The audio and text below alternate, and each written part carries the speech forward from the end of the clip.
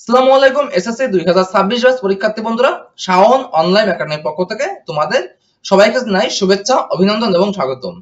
প্রিয় শিক্ষার্থী বন্ধুরা, তোমরা যারা এবার 2026 সালে এসএসসি পরীক্ষা দিবা, আজ হতে শুরু হতে যাচ্ছে তোমাদের এসএসসি 2026 এর সকল প্রকার প্রোগ্রামিং কার্যক্রম।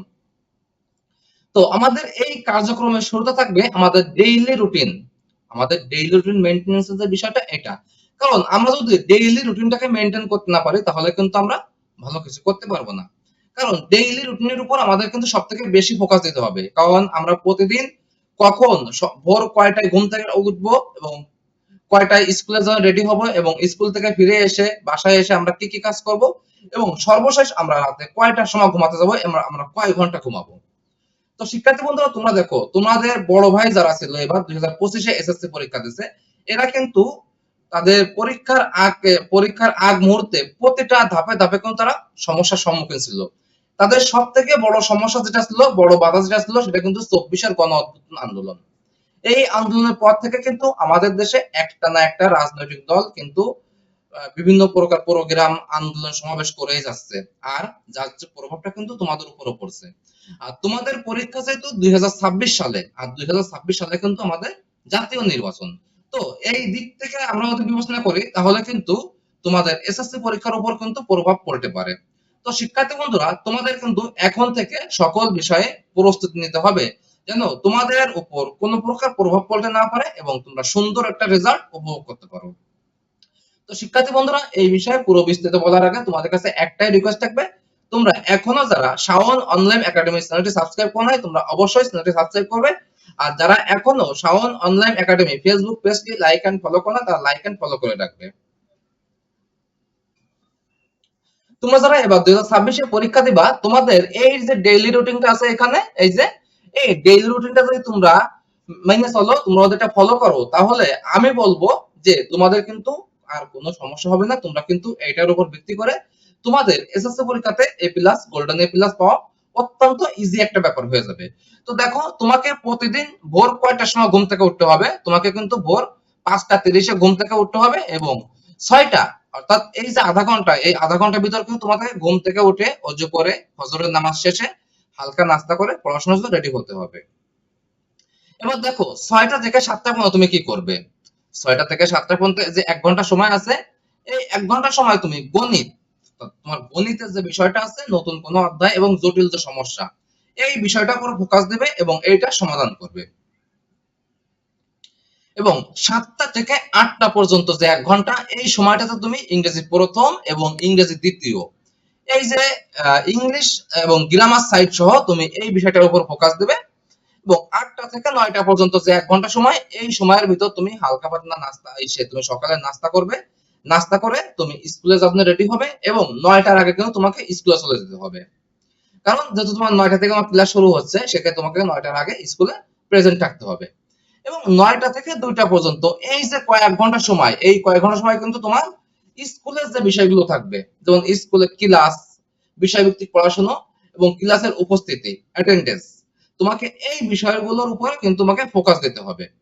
এবং 2টার সময় যখন তোমার স্কুল শেষ হবে, তুমি ওই সময় তুমি বাসার জন্য রওনা হবে এবং 4টা পর্যন্ত এই 2 ঘন্টা, কারণ এখানে তোমার একটু বেশি সময় লাগবে এই জন্য, কারণ তুমি স্কুল থেকে বাসায় আসবে এবং সেখানে তুমি দেখা যাচ্ছে 5-6 ঘন্টা তুমি ক্লাস করছো, বিভিন্ন প্রেশার, বিভিন্ন চাপে ছিলে, তুমি একটু রেস্ট করবে, তোমার ফ্রেশ হবে, গোসল করবে, নামাজ পড়বে, দুপুরের খাবার খাবে এবং হালকা রেস্ট করে তারপর তুমি আবার পড়াশোনার জন্য রেডি হবে, যার জন্য তোমাকে কিন্তু এখানে 2 ঘন্টা সময় নিতে হবে।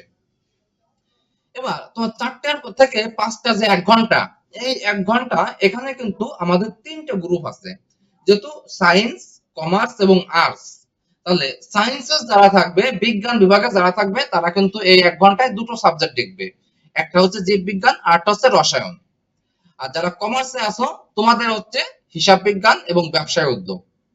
আর যারা মানবিক, যারা আর্টসে আছো, তোমাদের কিন্তু এখানে একটা বিষয় বেশি নিতে হবে, কারণ তোমাদের কিন্তু কমার্স এবং সায়েন্স এদের মতো এতটা ক্রিটিক্যাল না, যেহেতু তোমাদের একটা এগুলো একটা মৌখিক বিষয় হিসেবে থাকবে, মনে করো যে, যার জন্য তোমাদের এখানে সাধারণ বিজ্ঞান, ইতিহাস, ভূগোল, অর্থাৎ এই 3টা বিষয় তোমাকে কিন্তু এই 1 ঘন্টার ভিতরে কভার করতে হবে।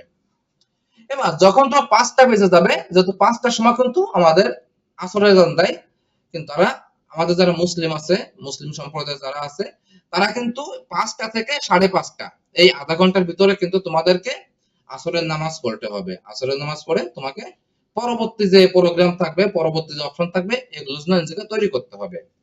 এবার তোমার 5:30 থেকে 6:20, অর্থাৎ এই যে 50 মিনিট, এই 50 মিনিট সময় তোমাকে মনে করো বাংলা প্রথম এবং দ্বিতীয়, অর্থাৎ বাংলা সাহিত্য এবং রচনাপত্র, এই দুটো বিষয় দেখতে হবে। এই দুটো দেখার পরে তোমার 6:20 থেকে 7:30, এই যে তোমার 50 মিনিট সময়, এই সময়টা তোমার মনে করো যে কিছুক্ষণ তোমাকে বাড়ির আশেপাশে হাঁটাচলা করলে, একটু ঘোরাফেরা করলে, কারণ সন্ধ্যাবেলায় তোমার যতটা একটু ফ্রেশ থাকার চেষ্টা করতে হবে, ওই সময় তুমি পড়াশোনা না করাটাই তোমার বেটার। কারণ মাগরিবের আগ মুহূর্তে তোমাকে চেষ্টা করতে হবে তুমি একটু ফ্রেশ থাকো, একটু ফ্রেশ মাইন্ডে ঘোরাফেরা করো। তারপরে যখন মাগরিবের আজান দেবে, তখন তোমাকে মাগরিবের নামাজ পড়ে হালকা নাস্তা করে পড়াশোনার জন্য রেডি হতে হবে। এবার 7:30 থেকে 9টা পর্যন্ত এই যে 1.5 ঘন্টা সময়, এই 1.5 ঘন্টা সময় তুমি কি করবে? এই যে 1.5 ঘন্টা সময়, এখানে যারা সায়েন্সে যারা আছো, বিজ্ঞান বিভাগে, তারা পদার্থ বিজ্ঞান, উচ্চতর গণিত, এই দুটো সাবজেক্ট দেখবে। আর কমার্সে আছে যারা, তারা ফিনান্স এবং ব্যাংকিং, এই দুটো বিষয় দেখবে। আর যারা মানবিক শাখায় যারা আছো, তারা ইসলাম শিক্ষা, কৃষি শিক্ষা এবং অন্যান্য যে বিষয়গুলো থাকবে, এই যে 1.5 ঘন্টা সময়, এই 1.5 ঘন্টা সময়ের ভিতর তুমি কিন্তু এই বিষয়গুলো ফোকাস দেবে। এবার 9:30 থেকে 10:20 পর্যন্ত যে 50 মিনিট সময়, এই সময়টা তুমি এশার নামাজ পড়বে। এশার নামাজ পড়ে রাতের খাবার খাবে। রাতের খাবার খাওয়ার পরে একটু রেস্ট নিবে কিছুক্ষণ। রেস্ট নিয়ে তুমি 10:20 থেকে আবারও তোমার কার্যক্রম শুরু করবে, এবং 10:20 থেকে 10:50, এই যে আধা ঘন্টা, এই আধা ঘন্টা তুমি তথ্য প্রযুক্তি যেটা আছে, অর্থাৎ আইসিটি যে সাবজেক্ট আছে, তুমি এই সাবজেক্টের উপর ফোকাস দেবে, অর্থাৎ এইটা দেখবে।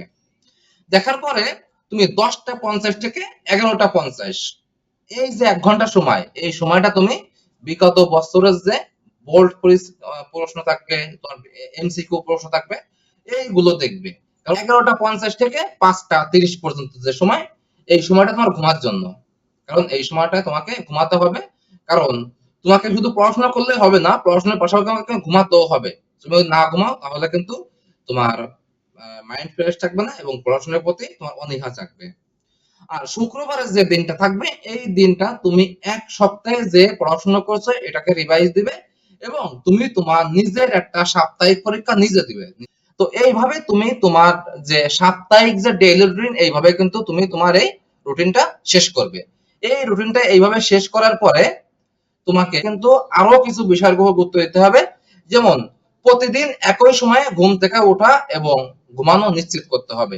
কারণ তুমি একদিন ঘুম থেকে উঠলে 5:30টায়, একদিন ঘুম থেকে উঠলে সকাল 9টায়, তাহলে কিন্তু হলো না। অর্থাৎ তোমাকে প্রতিদিন কিন্তু একই টাইমে একই সময়ে ঘুম থেকে উঠতে হবে। স্কুলের ক্লাসে গুরুত্ব দিতে হবে, কারণ ক্লাসে যা শেখানো হয় তা পরীক্ষার জন্য মূল। ফাঁকা সময়ে হালকা রিভিশন এবং প্রশ্নপত্র সমাধান করা গুরুত্বপূর্ণ। নামাজ এবং বিশ্রাম এড়ানো যাবে না, কারণ তোমার নামাজ এবং বিশ্রাম, এই দুটো কোনোটাকে অবহেলা করা যাবে না। এই দুটো কিন্তু মোস্ট ইম্পর্টেন্ট। এই দুটোর প্রতি তোমাকে খুবই গুরুত্ব দিতে হবে, কারণ মন ও শরীর সুস্থ থাকলে পড়াশোনা মনোযোগ বাড়ে। সন্ধ্যার পরে বেশি টেস্ট নেওয়া যাবে না, ধীরে ধীরে আরামে প্রস্তুতি নিতে হবে। এই রুটিন মেনে চললে তোমাদের ধাপে ধাপে আত্মবিশ্বাসী হয়ে উঠবে এবং ভালো রেজাল্ট পাওয়া সহজ হবে। চেষ্টা করো নিয়মিত মডেল টেস্ট দিতে এবং দুর্বল বিষয়ে বেশি সময় দিতে। প্রস্তুত থাকো, সফলতা আসবেই। কারণ তোমাদের যে মডেল টেস্ট যে বিষয়গুলো আছে, এই বিষয়গুলো কিন্তু তোমাদেরকে খুব গুরুত্ব দিতে হবে। কারণ এইসব যারা দুর্বল আছো তোমরা, তোমাদের কিন্তু এইসব বিষয়ে বেশি গুরুত্ব দেওয়া লাগবে। কারণ এইসব বিষয়ে গুরুত্ব না দিলে কিন্তু তোমাদের যে রেজাল্টের একটা আকাঙ্ক্ষা, যে একটা স্বপ্ন, এটা কিন্তু তোমরা ব্যর্থ হয়ে যাবে। তো শিক্ষার্থী বন্ধুরা, আমি তোমাদের 1 সপ্তাহের যে রুটিন, তোমাদের কোন দিন কি করতে হবে এবং কত সময় পড়াশোনা করতে হবে এবং কখন ঘুমাতে হবে, আমি পুরো বিস্তারিত এই ভিডিওর মধ্যে বলে দিয়েছি। এবং এরপরে যদি তোমাদের বুঝতে আরো কারো কোনো সমস্যা থাকে, সেই ক্ষেত্রে তুমি ভিডিওর কমেন্ট বক্সে কমেন্ট করবে, এবং আমাদের শাওন অনলাইন একাডেমির যে ফেসবুক পেজ এবং গ্রুপ আছে, এখানে মেসেজ করলে আমরা তোমাদেরকে সর্বোচ্চ সহযোগিতা করব। তো শিক্ষার্থী বন্ধুরা, আজ এই পর্যন্ত। দেখা হচ্ছে পরবর্তী কোনো ভিডিও নিয়ে। ততক্ষণ সবাই ভালো থাকবে, সুস্থ থাকবে। আল্লাহ হাফেজ।